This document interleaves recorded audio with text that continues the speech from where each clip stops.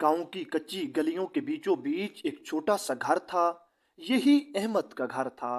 अहमद उस वक्त सिर्फ 10 बरस का बच्चा था। उसका बाप हाजी रहमत गांव की मस्जिद का मुअज्जिन था। नरम गुफ्तार, सादा दिल और नेक इंसान, जिसकी आवाज में अजान की ऐसी तासीर थी कि लोग काम छोड़कर मस्जिद की तरफ खींचे चले आते। अहमद की माँ का साया बचपन में ही खो चुका था। बाप ही उसका सब कुछ था। उसी गांव की मस्जिद में इमाम साहब भी थे, जिनका नाम मौलाना यूसुफ था। एक बुजुर्ग, सफेद दाढ़ी वाले, जिनकी पेशानी पर इबादत की रोशनी थी। वो सिर्फ नमाज नहीं पढ़ाते थे, बल्कि लोगों के बातिन की बीमारियों का मुकम्मल इलाज भी करते थे। कुरान पाक की तिलावत, दम और वज़ाइफ के जरिए हाजी रहमत और इमाम यूसुफ में बरसों की दोस्ती थी। दोनों के दरमियान मोहब्बत ऐसी थी जैसे सगे भाइयों जैसी। हाजी रहमत अक्सर अपने बेटे के सर पर हाथ फेर कर कहता, बेटा, नमाज वो चिराग है जो कब्र में भी रोशनी देता है, इसे कभी न बुझने देना। अब सब कुछ ठीक चल रहा था, लेकिन तकदीर का लिखा कौन बदल सकता है। एक सर्द शाम थी। हाजी रहमत ने मगरिब की नमाज पढ़ी। रात के वक्त जब वो घर लौटे तो अचानक उन्हें सीने में दर्द उठा। अहमद भागता हुआ इमाम मस्जिद के पास गया। इमाम यूसुफ फौरन पहुंचे, मगर तब तक हाजी रहमत की सांसें उखड़ रही थीं। उसने इमाम मस्जिद का हाथ थामा और कमजोर आवाज में कहने लगा, मौलाना साहब, मेरा बेटा अहमद, ये अब आपकी अमानत है। मैं जा रहा हूँ, मगर आप वादा करें कि इसे दीन से दूर न होने देंगे। इमाम मस्जिद साहब की आंखों से आंसू बहने लगे। उन्होंने हाजी रहमत का हाथ बहुत मजबूती से पकड़कर कहा, रहमत भाई, तुम्हारा बेटा मेरा बेटा है। मैं वादा करता हूँ कि अहमद को कभी तनहा नहीं रहने दूंगा। और फिर हाजी रहमत ने आखिरी बार ला इलाहा इल्लल्लाह पढ़ा और उसकी रूह परवाज कर गई। कुछ अरसा बाद इमाम मस्जिद ने अहमद को अपने घर बुला लिया। इमाम मस्जिद की बीवी, एक नेक और माँ जैसी औरत, अहमद का ख्याल रखने लगी। वक्त गुजरता गया, अहमद बड़ा होता गया। उसकी आवाज में नरमी, बातों में अदब और चेहरे पर सुकून आ गया। इमाम मस्जिद अक्सर अहमद को अपने साथ दम और रूहानी इलाज पर भी ले जाते। वो मरीजों पर सूरह रहमान पढ़ते और अहमद उनके पास बैठकर सीखता कि कुरान के अल्फाज में कितनी ताकत है। वक्त गुजरता गया और अहमद 20 साल का हो गया। एक दिन असर के बाद जब वो मस्जिद से वापस आ रहा था तो रास्ते में एक नकाब पोश लड़की को देखा। वो कुएं से पानी भर रही थी। हवा में उसकी चादर उड़कर चेहरे के एक गोशे को दिखा गई। उसी रात अहमद ने इमाम मस्जिद से बात की। उसने साफ दिल से कहा, मौलाना साहब, मैं चाहता हूं कि निकाह हलाल तरीके से हो। अगर वो लड़की राजी हो तो मैं चाहता हूं कि आप ही हमारा निकाह पढ़ाएं। इमाम मस्जिद मुस्कुराए और कहने लगे, मैं कल ही उसके घर जाकर बात करूंगा। अगली शाम इमाम मस्जिद ने अहमद को बुलाया और कहने लगा, बेटा, तुमने उस दिन जिस लड़की का जिक्र किया था, मैं उसके घर गया था। उसके वालिद का इंतकाल कई साल पहले हो चुका है। वो अब अपनी माँ के साथ रहती है। बहुत बाहया, नेक और सादा मिजाज है। मैंने उनसे बात की, वो लोग राजी हैं। मौलाना साहब, मैं अल्लाह की रजा पर राजी हूँ।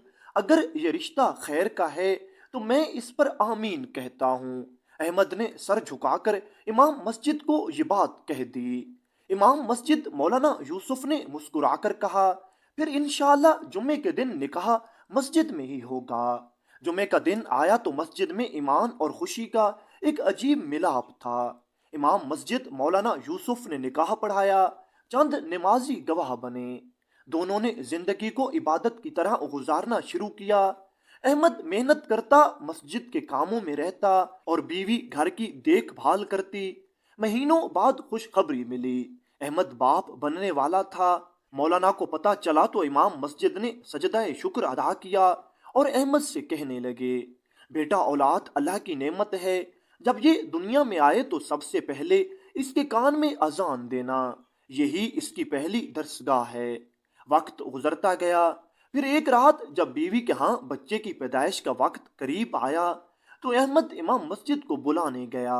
وہ ساری رات قرآن پاک کی تلاوت کرتے رہے اور فجر کے وقت اللہ نے ایک بیٹے کی صورت میں خوشی عطا کی۔ ننھا سا وجود، نرم سانسیں اور چھوٹے ہاتھ، احمد کی آنکھوں سے آنسو بہہ نکلے۔ بچے کی پیدائش کے چند دن بعد احمد کی بیوی اکثر خاموش رہنے لگی۔ کبھی گھنٹوں کمروں میں اکیلی بیٹھی رہتی، کبھی آدھی رات کو دروازہ کھول کر صحن میں چلی جاتی۔ احمد پوچھتا، کیا ہوا؟ تم پریشان لگ رہی ہو۔ وہ بس اتنا کہتی، کچھ نہیں احمد، بس دل گھبرا رہا ہے۔ پہلے پہل احمد نے اسے زج کی کمزوری سمجھا، مگر پھر واقعات عجیب ہونے لگے۔ ایک رات بچے کے کمرے سے سانس لینے جیسی سرسراہٹ سنائی دی۔ احمد بھاگا، لیکن کمرے میں کوئی بھی موجود نہیں تھا۔ اس کی بیوی کے چہرے پر کبھی کبھی ایک ایسا رنگ آ جاتا جو انسانی نہیں لگتا۔ ایک دن اس نے آئینے میں دیکھتے ہوئے خود سے کہا، یہ چہرہ میرا ہے یا کسی اور کا؟ احمد نے سنا تو دل دہل گیا، مگر اس نے پھر بھی خاموشی اختیار کی۔ دن گزرتے گئے، بچے کے رونے کی آوازوں کے ساتھ اب گھر میں ایک عجیب سی ہوا محسوس ہونے لگی۔ راتوں کے سناٹے، بیوی کی بدلتی آنکھیں اور دل کا بوجھ۔ احمد کو اب سمجھ آنے لگا تھا کہ شاید یہ محض کمزوری یا وہم نہیں۔ پھر ایک رات احمد نے لالٹین اٹھائی اور دروازے کی طرف بڑھا۔ صحن میں چاند کی مدھم روشنی پھیلی ہوئی تھی۔ اس نے آواز دی، عائشہ کہاں ہو تم؟ کوئی جواب نہیں آیا۔ اس نے ایک کمرے کا دروازہ آہستہ سے کھولا۔ کمرے میں اندھیرا تھا، مگر لالٹین کی روشنی دیوار پر پڑتے ہی منظر ایسا تھا کہ احمد کی سانسیں رک گئیں۔ بستر پر اس کی بیوی نہیں تھی، وہاں ایک لمبا موٹا سیاہ سانپ لیٹا ہوا تھا۔ اس کی آنکھیں سرخ انگاروں کی طرح جل رہی تھیں۔ سانپ کا سر اٹھا ہوا تھا، زبان بار بار باہر نکل رہی تھی۔ احمد رات بھر جاگتا رہا۔ صبح ہوتے ہی اس کی بیوی اس کے کمرے میں اپنے بستر پر موجود تھی۔ امام مسجد کے پاس احمد فوراً پہنچا اور اپنی حالت مولانا کو بتا دی۔ امام مسجد قرآن پڑھ رہے تھے۔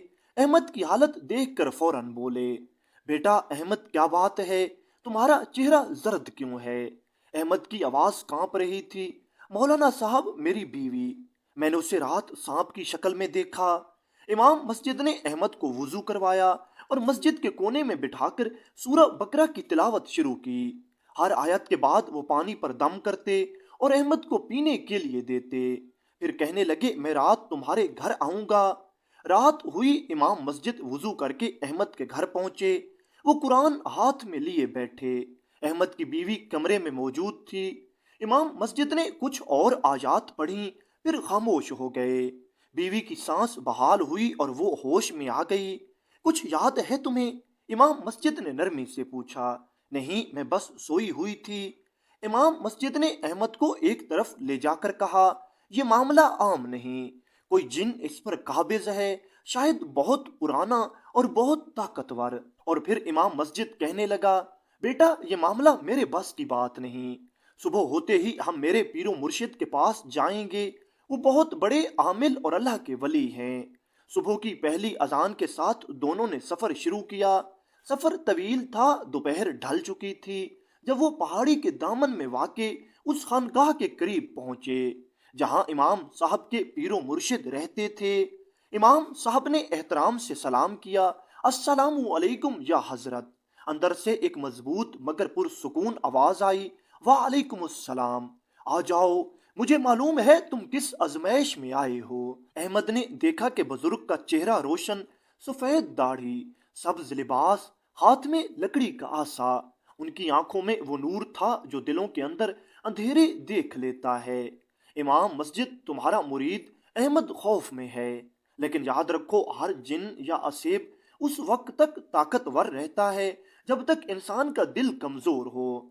احمد نے آنکھوں میں آنسو لیے اور کہا، حضرت میں نے سب کچھ کر لیا، مگر وہ کہتی ہے کہ اگر بیوی کو بچانا ہے تو میرے بچے کی قربانی دینی ہوگی۔ بزرگ نے خاموشی سے احمد کی طرف دیکھا، پھر کہا، اللہ کی مخلوق کسی کو قربانی کا حکم نہیں دے سکتی۔ یہ جن اس عورت پر نہیں، اس کے خاندان پر پرانی دشمنی کے باعث آیا ہے۔ ہم اسے قابو کریں گے، مگر صبر اور ایمان شرط ہے۔ رات کو عمل ہوگا، تم دونوں یہیں رہو، تسبیح پڑھو، دل مضبوط کرو۔ پھر احمد امام صاحب اور مرشد گھر آ گئے اور رات کے وقت مرشد نے آنکھیں بند کر کے آسمان کی سمت دیکھا۔ آج رات حق و باطل کی لڑائی ہوگی، اگر ایمان مضبوط رہا تو شیطان کی زنجیریں ٹوٹ جائیں گی۔ رات تاریکی میں ڈوبی ہوئی تھی، مرشد نے قرآن پاک کی تلاوت شروع کی، فضا لرز اٹھی۔ اچانک احمد کی بیوی نے سانپ کی شکل اختیار کی، اس کی آنکھوں سے آگ کے شعلے نکلنے لگے۔ مرشد نے عصا زمین پر مارا اور بلند آواز میں کہا، اے ناپاک جن، اللہ کے حکم سے نکل جا۔ ایک چیخ گونجی، کمرہ روشنی سے بھر گیا اور سانپ دھوئیں میں بدل کر غائب ہو گیا۔ جب سب کچھ پرسکون ہوا، احمد کی بیوی بے ہوش پڑی تھی مگر اس کی سانسیں بحال تھیں۔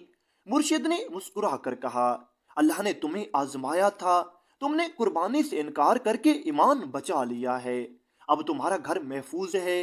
احمد نے بیوی اور بچے کو گلے سے لگا لیا، آنکھوں سے آنسو بہتے رہے مگر دل میں یقین کی روشنی جاگ اٹھی کہ جب ایمان پختہ ہو تو شیطان کی ہر طاقت مٹ جاتی ہے۔